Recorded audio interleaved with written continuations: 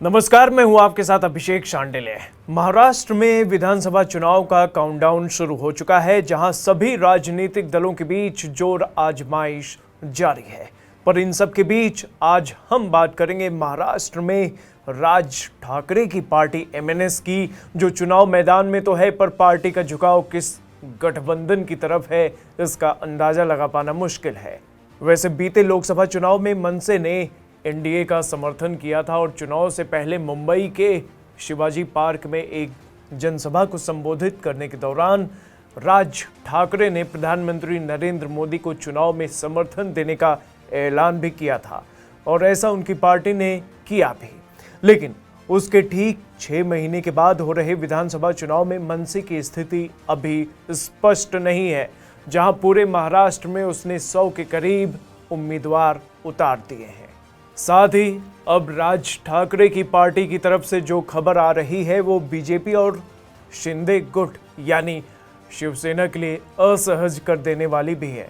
दरअसल एमएनएस विधानसभा चुनाव तो लड़ रही है, पर साथ ही उसने बीजेपी और शिंदे शिवसेना गुट के खिलाफ मुंबई में अपने उम्मीदवार भी उतार दिए हैं, जहां वो मुंबई की 36 सीटों में से 25 पर चुनाव लड़ रही है, जिसमें उसने 22 सीटों पर बीजेपी और शिंदे गुट के खिलाफ उम्मीदवार उतारे हैं।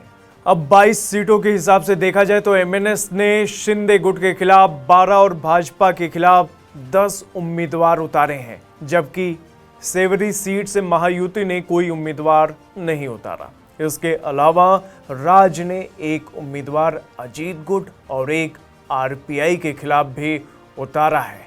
पर इन खबरों के बीच एक खबर ये भी है कि राज ठाकरे ने शहर की बची हुई सीटों पर अपना प्रत्याशी नहीं उतारने का फैसला किया है, जिसमें वो सीटें शामिल हैं जहां से बीजेपी के हाई प्रोफाइल नेता चुनाव लड़ रहे हैं।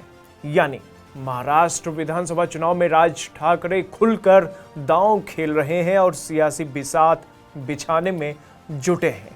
साथ ही बीजेपी भले ही माहिम सीट पर राज ठाकरे के बेटे अमित को समर्थन देने की बात कर रही है, लेकिन माहिम सीट पर शिंदे के प्रत्याशी न हटाए जाने के चलते राज ठाकरे के टारगेट पर बीजेपी और शिंदे दोनों ही आ चुके हैं।